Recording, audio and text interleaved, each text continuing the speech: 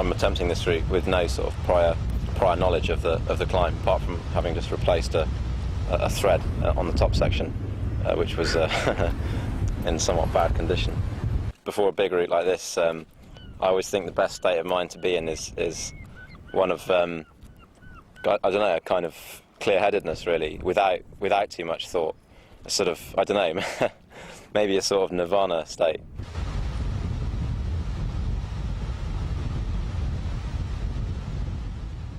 We left the Pembroke there because partly because we took we took loads of gear down with us.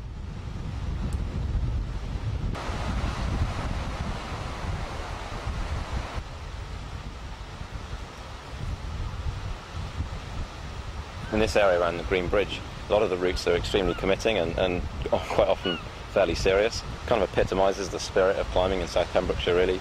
Combination of like high, beautiful white limestone rising straight up from the deep blue sea, and also this kind of lonely quality that's quite hard to describe. That you like when you come here, you kind of get away from the crowds of St Govern's and Trevelyan and the more popular crags. I don't know about this route, how many ascents it's had. I don't imagine it's had very many. I think it was the first climb by Gary Gibson in the late 80s. But yeah, well, it certainly doesn't show any evidence of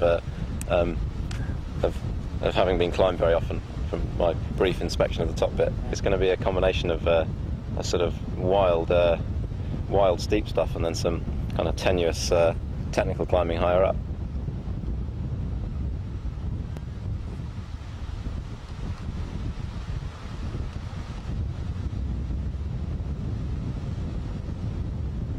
It is highly stressful.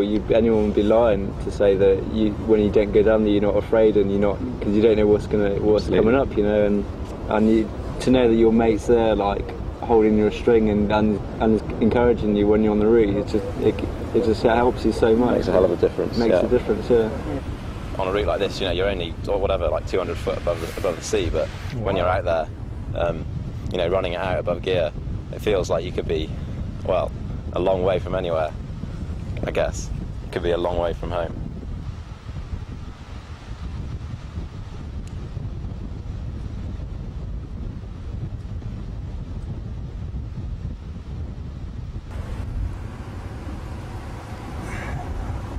Yeah, just watch us on the red.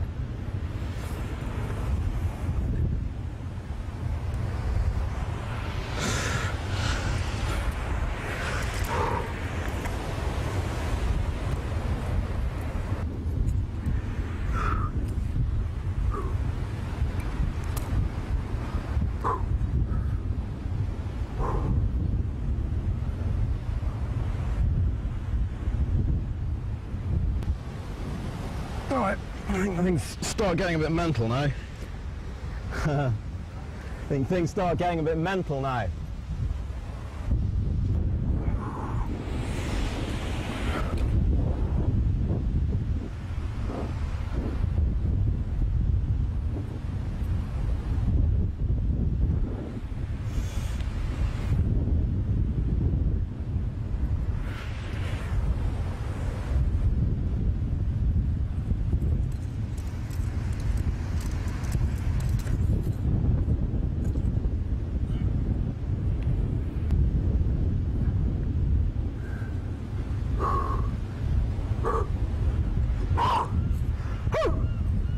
Allez!